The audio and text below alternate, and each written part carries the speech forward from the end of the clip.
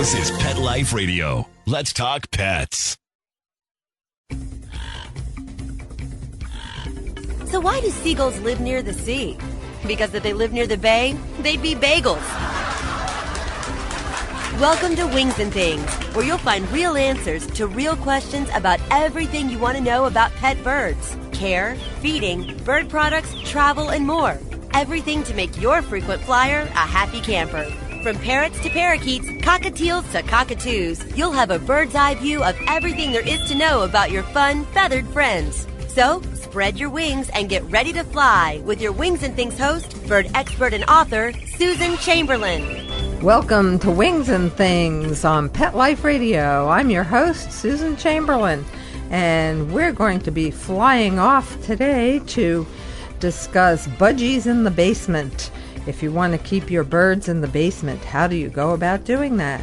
We'll have a segment on those lovable Quaker parakeets, and we're also going to do a little money-wise talk and discuss how you can earn some money by being a bird sitter. First now, we'll talk about birds in the basement. When I was a child, I loved going over to a friend's house and visiting the breeding pairs of budgies her father kept in the basement. There were rows of cages, illuminated by fluorescent lights suspended above them along the entire length of the basement room, and the birds flitted about happily.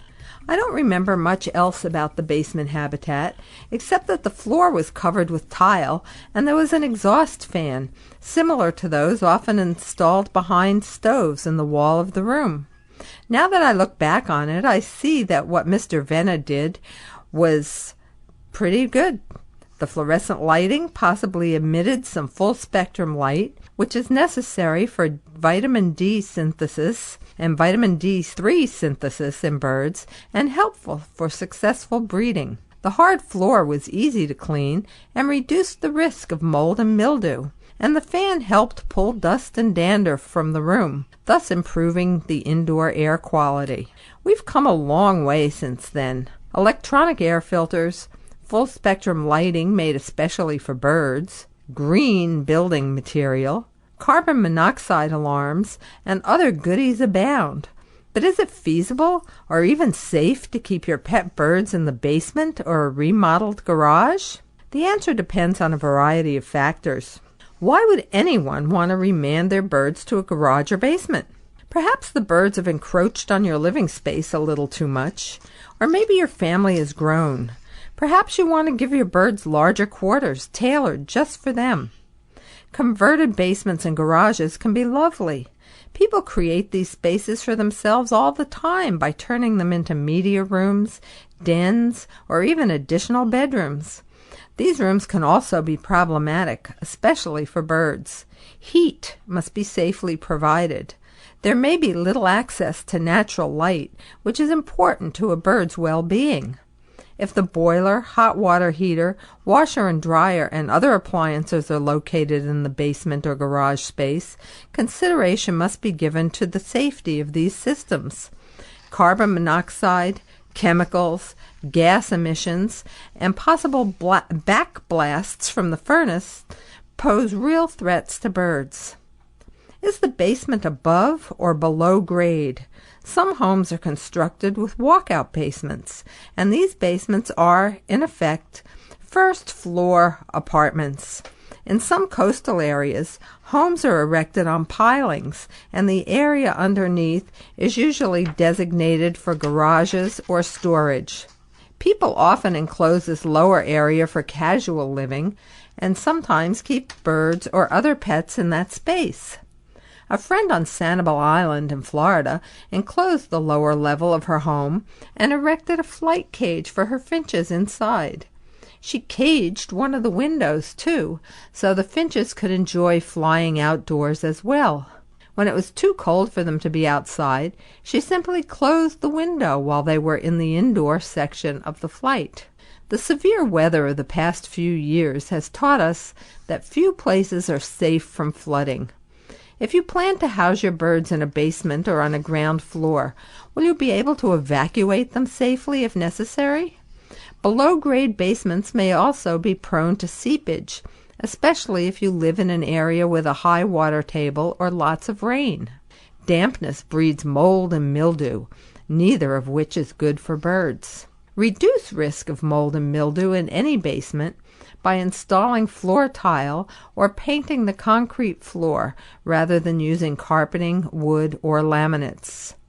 Of course, you will not put birds in the area until the paint has thoroughly dried and the room has aired for several days. Glazed ceramic tile is preferable to quarry tile and other porous surfaces because it does not require periodic sealing. The sealers can be toxic, especially when they are drying. Rugs are difficult to restore after flooding or seepage has occurred. Even under the best of conditions, carpeting installed in basements often develops mold or mildew. The fumes in carpeting, there are formaldehyde fumes in many carpetings, and the fumes will have nowhere to go in the basement, so that can harm your birds as well, and even give you a headache and flu-like symptoms. Laminated products and wood may warp, rot, or harbor moisture when dampness is present. When painting or installing tile, use the least toxic products available. Products with a low VOC emission, VOC stands for volatile organic compound, and products with low emissions are best for enclosed spaces. Read cautions on product literature and always follow the directions. Remove your birds from the area under renovation.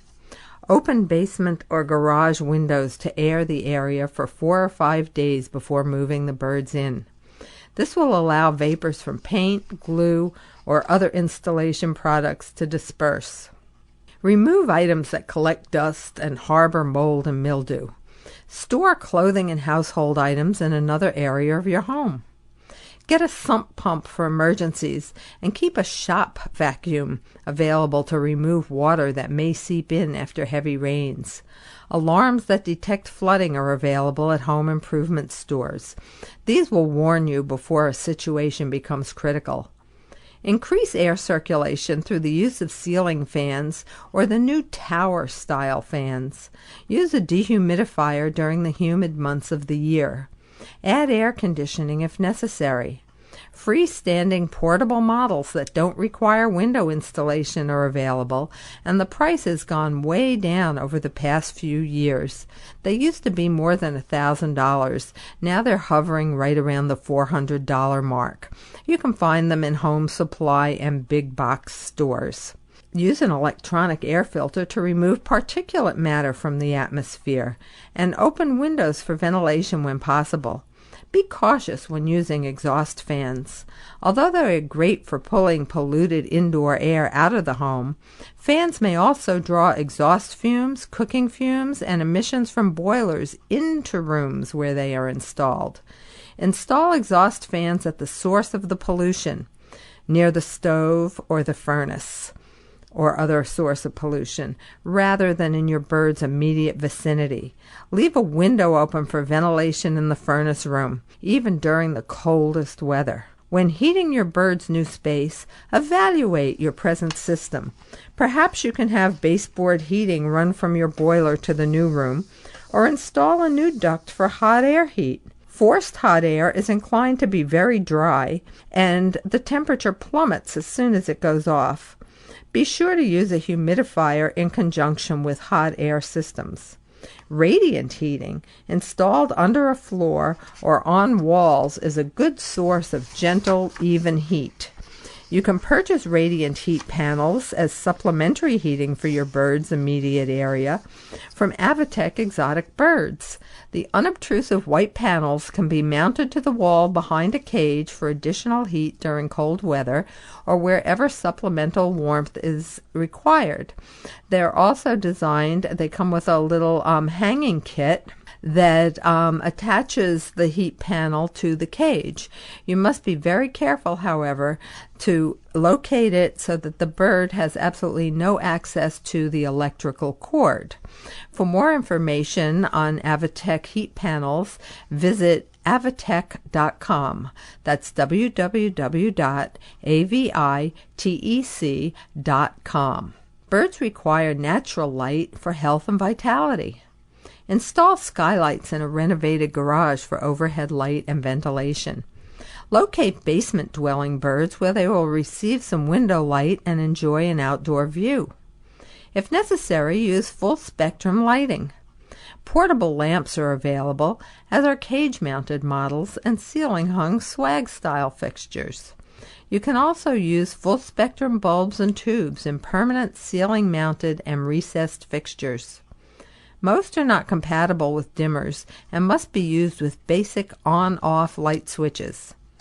Check wattage limitations on all fixtures before installing bulbs or tubes. Use the least toxic construction materials available.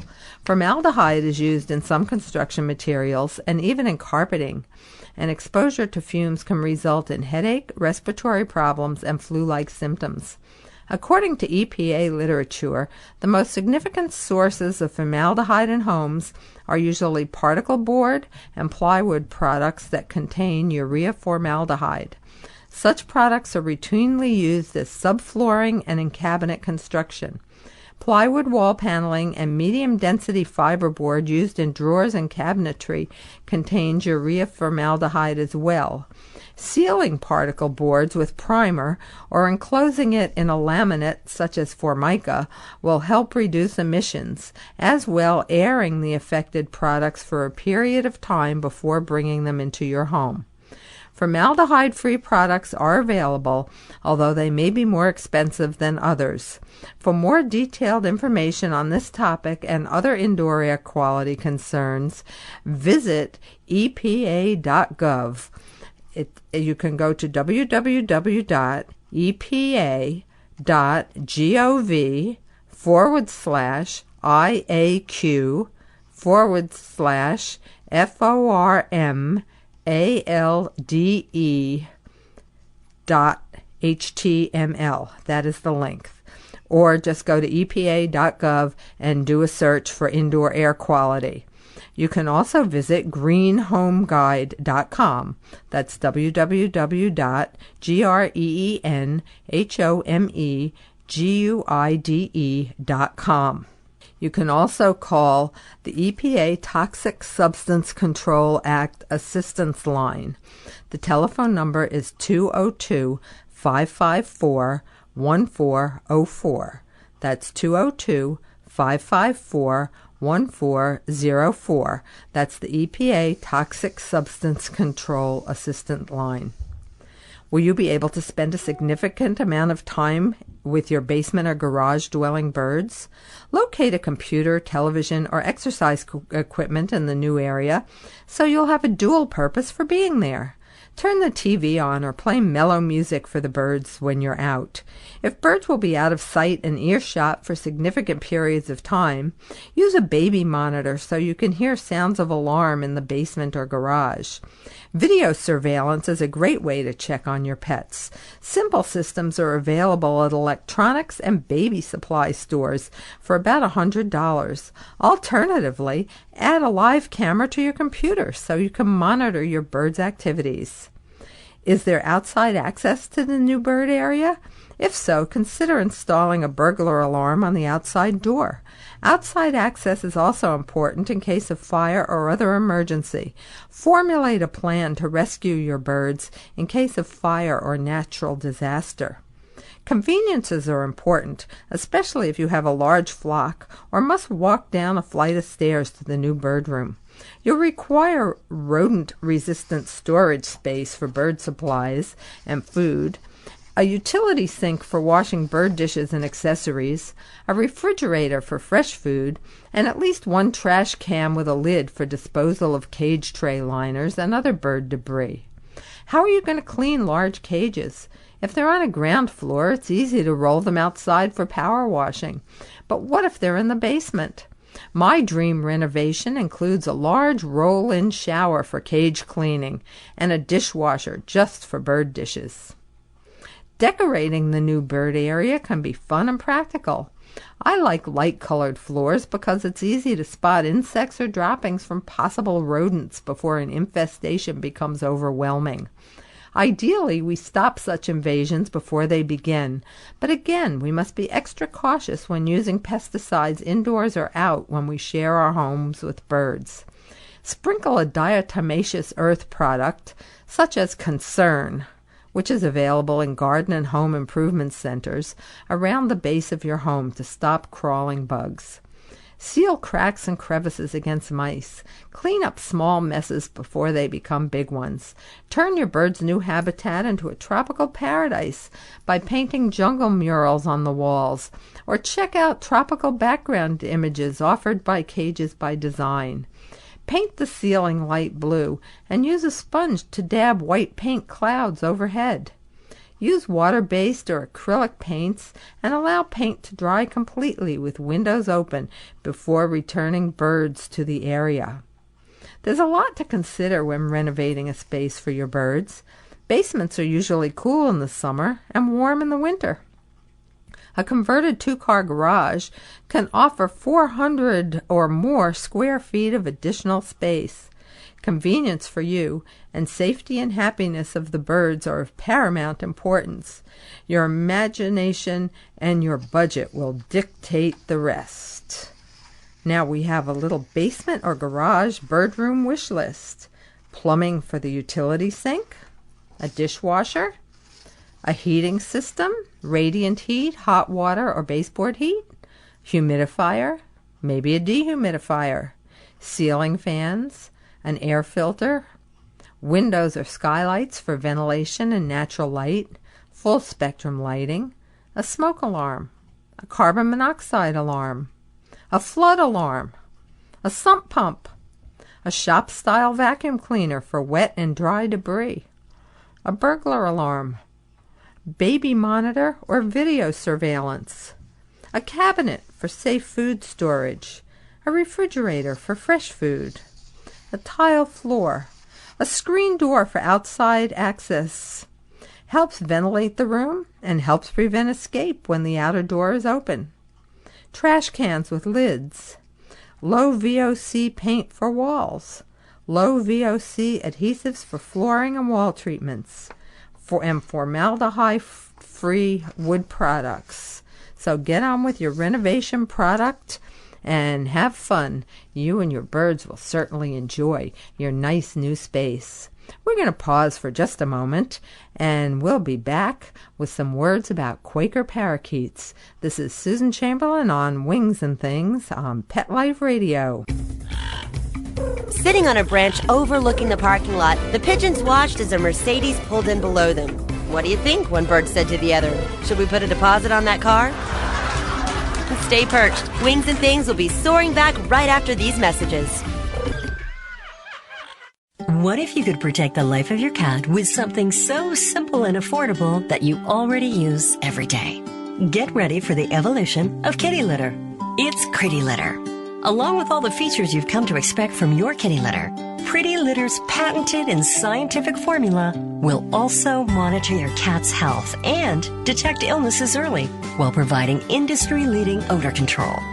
2 kitty litters, same cat, same price.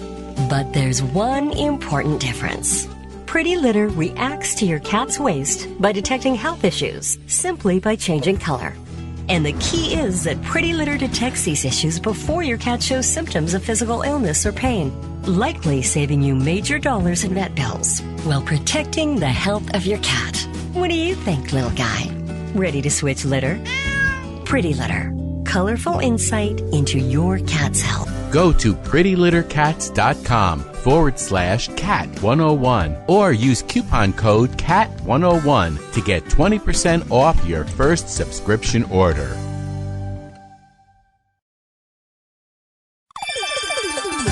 Let's Talk Pets on PetLifeRadio.com. A Frenchman walks into a bar with a parrot on his shoulder. The bartender asks, "Where did you get that thing?" The parrot replies, "In France. There are millions of them." Don't have a canary. Wings and Things is back with more great words on birds with your host, Susan Chamberlain. Welcome back to Wings and Things. This is Susan Chamberlain, and we're going to talk about Quaker parakeets. Those sleek little gray and green parrots are called Quakers or monk parakeets. They are the only one in their genus. There's nothing else quite like them. They make great pets for anyone who wants a hardy, intelligent, mischievous, and talkative little pal. At 11 to 12 inches, the Quaker size makes it an appropriate apartment or mobile home pet, as long as you have room for a cage spacious enough to accommodate a swing and a variety of toys.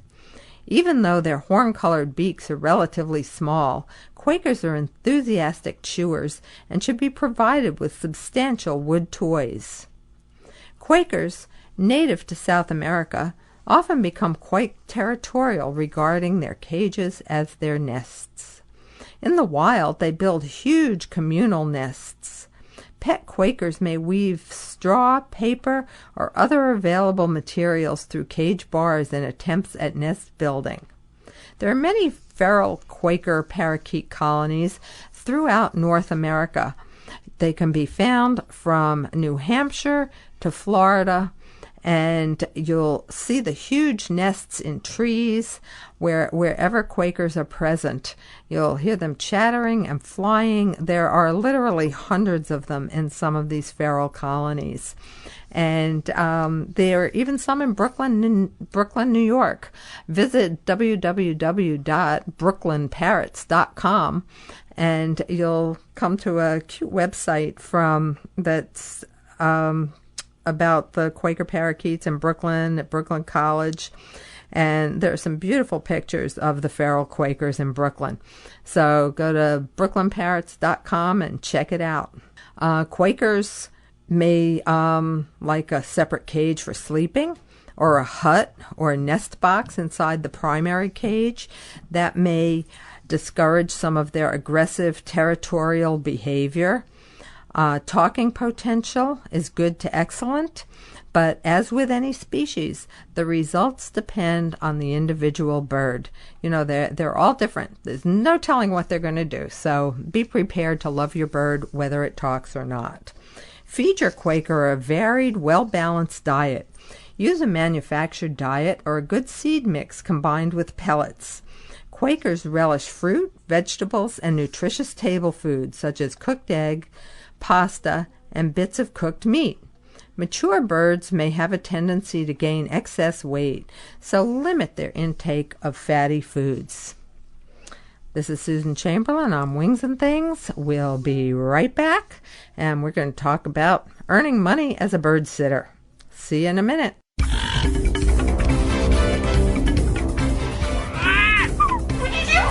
Stay perched. Wings and Things will be soaring back right after these messages.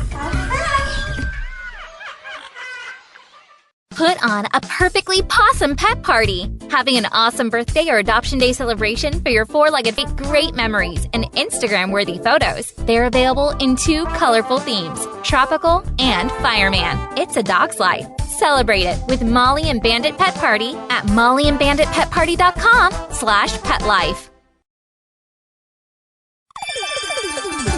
Let's Talk Pets on PetLifeRadio.com. A Frenchman walks into a bar with a parrot on his shoulder. The bartender asks, "Where did you get that thing?" The parrot replies, "In France. There are millions of it." Don't have a canary. Wings and Things is back with more great words on birds with your host, Susan Chamberlain. Welcome back to Wings and Things. I'm your host, Susan Chamberlain, and we're just wondering, have you ever thought about being a bird sitter? A friend of mine told me a story. She interviewed a new pet sitter for her 2 dogs and her kite. Well, the pet sitter took one look at the bird and said the job was beyond her. The dogs didn't faze her, but she was totally unfamiliar with birds and she didn't want the job. Because birds do require some degree of specialized care, there may be room in your area's pet sitting market for someone knowledgeable about pet birds. Perhaps you've already swapped bird sitting services with a friend and it's been such a great experience that you'd like to try it as a business. With many bird owners sharing their homes with multiple feathered friends, you may end up with more work than you can handle. A friend who left a corporate job in 1993 to pursue pet sitting full-time and has been caring for a variety of dogs, cats, birds, and other animals ever since gave me some advice about setting up a pet sitting business, especially one specializing in bird care. Insurance is very important, she said. Special insurance for pet sitters is available through pet sitting associations, such as the National Association of Professional Pet Sitters, Pet Sitters International, and Pet Sitters Associates, LLC. Pet sitter policies may cover liability loss or damage to the pet, rekeying customers' doors in case of loss or loss of keys, and myriad other possibilities. As with any insurance, it's vital to read the fine print and discuss coverage in detail with a company representative. Having insurance is also a great marketing tool, as it helps instill confidence in potential customers. Limit your services to within an 8-mile radius of your home, 10 miles at the maximum.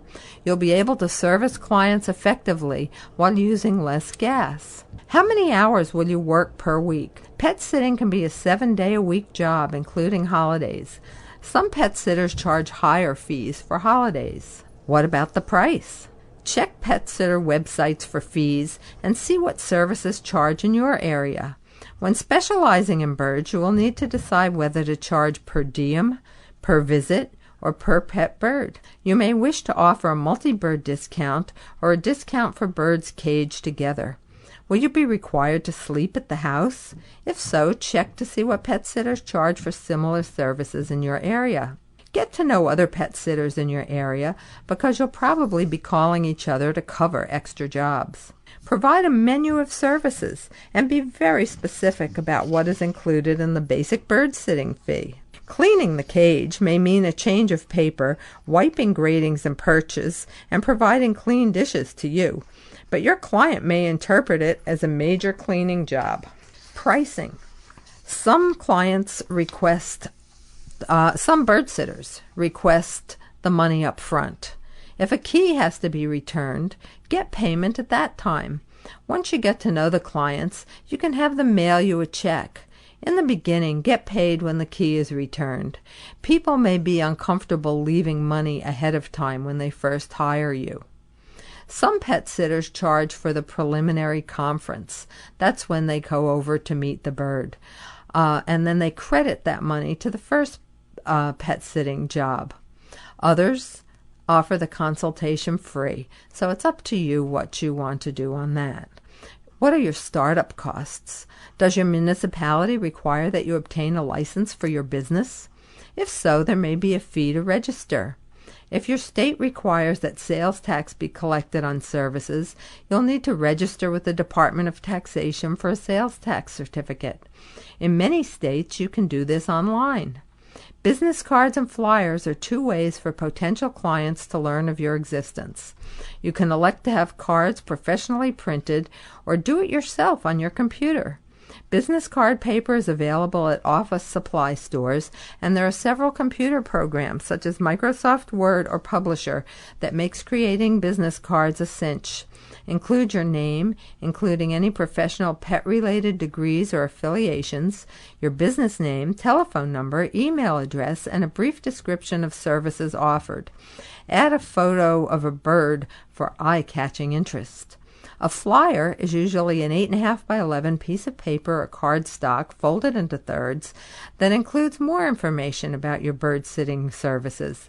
You can include information about your bird-related background, a menu of services offered, some simple advice for the bird owner about to go on vacation, and of course your contact information. Flyers can be simple or elaborate, professionally printed, or produced on your computer. You may also have some expenses for advertising, a post office box, and, of course, your insurance. Get your insurance through a pet sitting organization. There are group rates.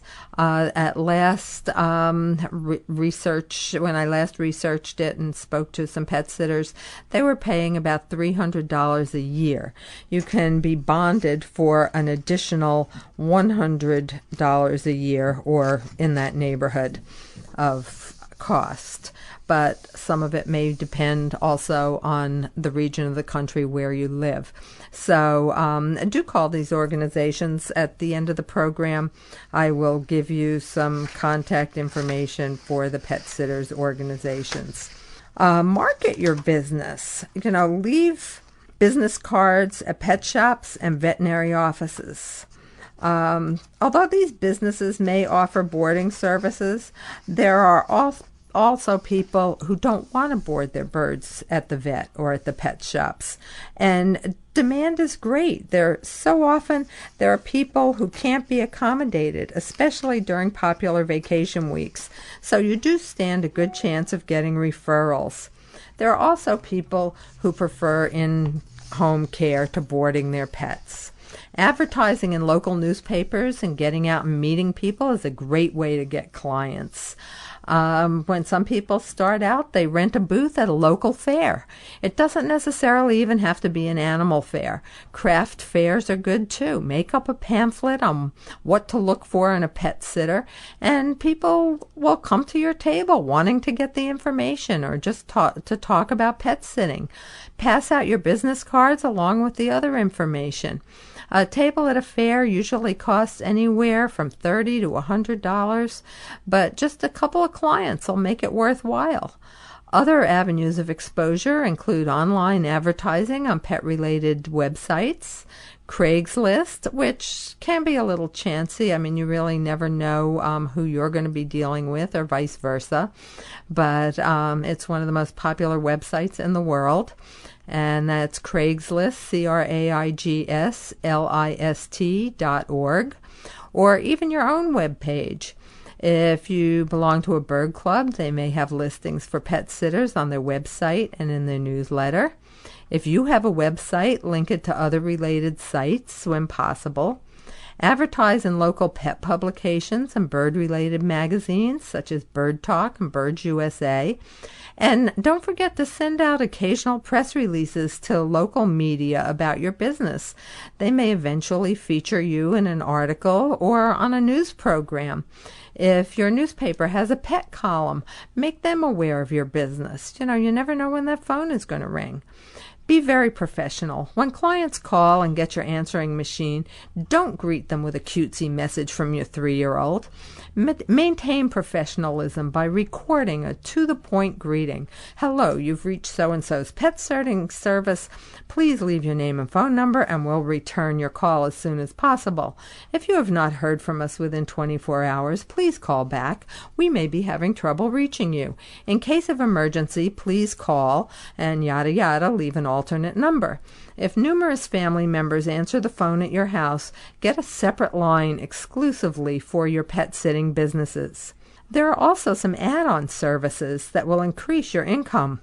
You can build profits by offering adjunct services such as a pet taxi, where you take the bird to the vet or the groomer for the owner. There's pet food pickup and delivery. Offer a limited array of supplies for purchase, such as food, toys, or non-toxic pet-friendly cleaning supplies. Offer additional services, such as behavior consultations, if you're qualified to do so, grooming, again, if you're qualified to do so, or major cage cleaning. And again, be very, very specific about what services your pet sitting business does offer, what's included in the price. If the people run out of food, if your client runs out of food when they're away, are you going to charge them additional money for making a trip to the pet store to pick up more food? And of course, they'll have to reimburse you for the cost of the food. So make out a checklist for the client too, for what they'll need to have before they leave.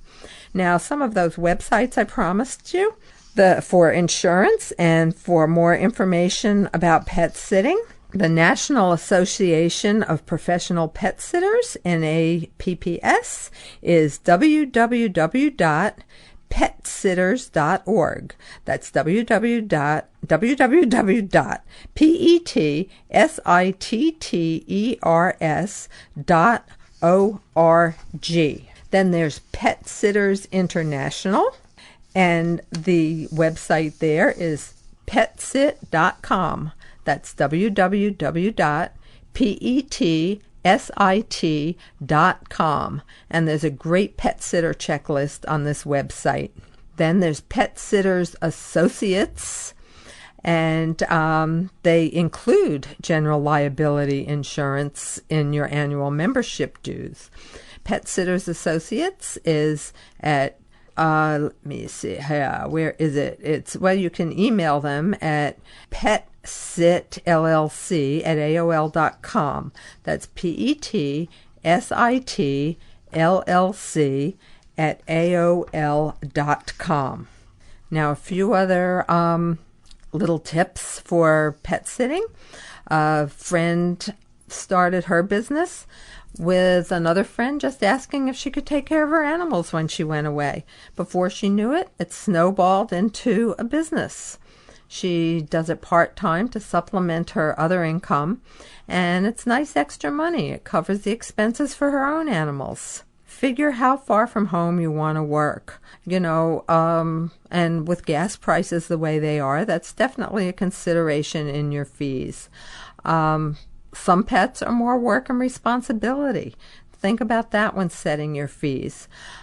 What do you want to do as a courtesy? Take in the mail, water the house plants. Some people will ask you to medicate their animals or let maintenance people in. So you need to figure in these incidentals if it will take extra time or expertise. In emergencies, people will call you in emergencies to come and pet sit. They'll have to go out of town all of a sudden and they need someone to take care of their animals. So think about that. On a Wednesday night, you may just be notified that you have to go over and feed the animals on Thursday. Be very reliable. That's the main thing. You have to be reliable. It's the number one caveat in pet sitting. If you're not there, the pets will suffer. The people will never use you again. So be reliable. It's a fun job. It's a nice job. You never know what you're going to walk into. There's always something different every time. The animals will eventually get to know you, and it's a really happy business most of the time. One of our pet sitters got snowed in at a job one time. That happens too. A good pet sitter, when the weather is inclement, when the forecast comes out, they'll leave extra food and water just in case they can't make it there in a day. So talk to your clients about handling things like that as well. And go to those great websites. You will get so much good information. And if you have questions or comments, email me, Susan at PetLifeRadio.com. This has been Wings and Things, and thank you for joining us. We will see you next time. Join us every week on Wings and Things with your host, Susan Chamberlain, and get a bird's eye view of everything there is to know about pet birds and how to make your frequent flyer a happy camper. Wings and Things, only on PetLifeRadio.com.